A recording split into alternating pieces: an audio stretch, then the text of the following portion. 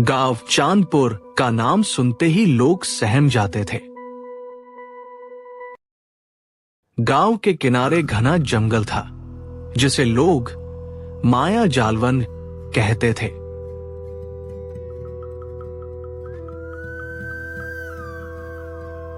कहा जाता था कि अगर कोई उस जंगल में कदम रखता तो वह कभी वापस नहीं लौटता। वहां समय रुक जाता था, रास्ते बदल जाते थे और इंसान अपने ही डर में खोकर मर जाता था। विक्रम भी उसी गांव का लड़का था जो नौकरी की तलाश में शहर से गांव लौटा था। एक रात उसकी छोटी बहन रीमा अचानक गायब हो गई। गांव वालों का कहना था कि रीमा माया जालवन में चली गई है। अगर रीमा जंगल में गई है तो मैं उसे ढूंढ कर ही लाऊंगा, चाहे वहां भूत हो या मायाजाल। गांव के बुजुर्गों ने उसे बहुत समझाया। बेटा, उस जंगल से आज तक कोई लौट कर नहीं आया। तेरा जाना खुदकुशी है। लेकिन भाई का प्यार डर से बड़ा था। आधी रात को विक्रम लालटेन लेकर जंगल की ओर चला पड़ा। जैसे ही वह जंगल में दाखिल हुआ, उसे लगा कि पेड़ पौधे धीरे धीरे हिल रहे हैं और रास्ता बदल रहे हैं। पत्तों की सरसराहट में उसे फुसफुसाहट सुनाई दी। विक्रम, वापस जा, वरना तू खो जाएगा। वह कांप गया। लेकिन बहन का नाम पुकारता आगे बढ़ा। रीमा, रीमा, कहां हो तुम? जंगल के अंदर हर दिशा एक जैसी दिख रही थी। विक्रम ने पीछे मुड़कर देखा तो रास्ता ही गायब था।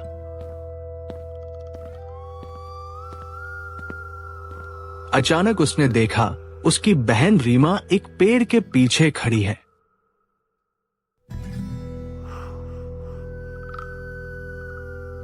विक्रम भागते हुए, रीमा, तू यहाँ है, चल मेरे साथ। रीमा मुस्कुराई, लेकिन उसकी आंखें लाल थी। जैसे ही विक्रम ने उसका हाथ पकड़ा, उसका हाथ ठंडा और धुंधला हो गया और वह रीमा गायब हो गई। तभी उसे जंगल के अंदर उसे एक बुजुर्ग आदमी मिला, फटे पुराने कपड़ों में। आप कौन हैं, बाबा, और इस जंगल में क्या कर रहे हैं? मैं भी कई साल पहले अपनी पत्नी को ढूंढने आया था, लेकिन अब मैं रास्ता नहीं ढूंढ पा रहा। यहाँ वक्त ठहर जाता है बेटे। मैं बूढ़ा नहीं हुआ, लेकिन मेरी आत्मा सड़ गई है। विक्रम सहम गया। उसे समझ आ गया कि यह जंगल इंसानों के दिमाग से खेलता है।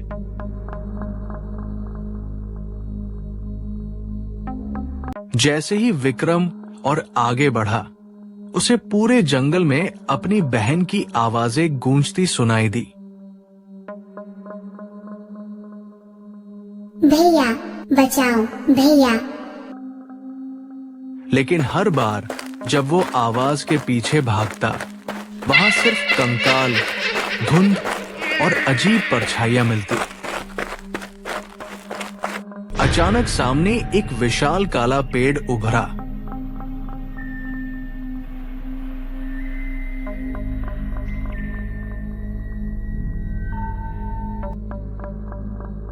उस पेड़ की जड़ों में कई इंसानी खोपड़ियां फंसी थी। पेड़ की तनों पर चेहरों जैसी आकृतियां बनी थी, चीखते, हंसते, रोते हुए। पेड़ गहरी आवाज में, तेरी बहन अब मेरी है। माया जाल में जो भी आता है वो मेरी आत्मा का हिस्सा बन जाता है। जंगल के बीच उस काले विशाल पेड़ की जड़ों में रीमा बंधी हुई थी। पेड़ की आवाज गूंजी। पेड़ गहरी गरजती आवाज में, तेरी कोशिश बेकार है विक्रम। मेरी जड़ों से कोई कभी मुक्त नहीं हुआ। विक्रम डर के बावजूद आगे बढ़ा। उसने देखा कि पेड़ की छाल पर कुछ अजीब से प्रतीक खुदे हुए हैं जो लाल रोशनी में चमक रहे थे। अचानक उसे अपनी मां की बात याद आई। बेटा, मायाजाल को सिर्फ सत्य और साहस से तोड़ा जा सकता है। अगर तू धोखे को पहचान लेगा तो जाल खुद टूट जाएगा। विक्रम ने आंखें बंद की और बहन की सिसकियां सुनी। लेकिन तभी उसे 3-3 रीमा दिखाई दी, 3 अलग दिशाओं में बंधी हुई। सही बहन को पहचान ले, वरना हमेशा के लिए खो देगा। विक्रम का दिल जोर जोर से धड़कने लगा। पसीना उसकी पेशानी से टपकने लगा।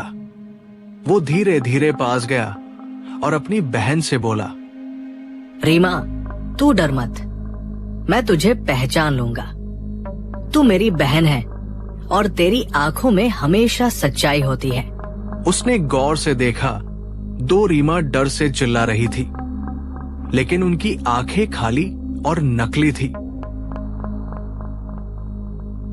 तीसरी रीमा की आंखों में आंसू थे और उनमें सच्चा अपनापन झलक रहा था। विक्रम ने जोर से चिल्लाते हुए उस रीमा को पकड़ लिया। यही मेरी बहन है, बाकी सब छलावा है। जैसे ही उसने सही रीमा को छुआ, पेड़ जोर से चीख पड़ा।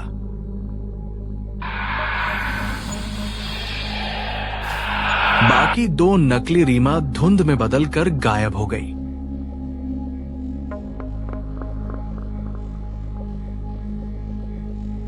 पेड़ की जड़ों में आग सी फैल गई और वो धीरे धीरे राख में बदलने लगा।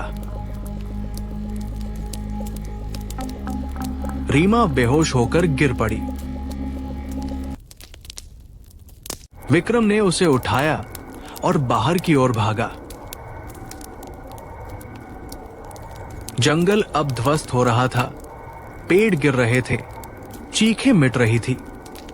जैसे ही वो बाहर निकला, सुबह की पहली किरण फूट रही थी।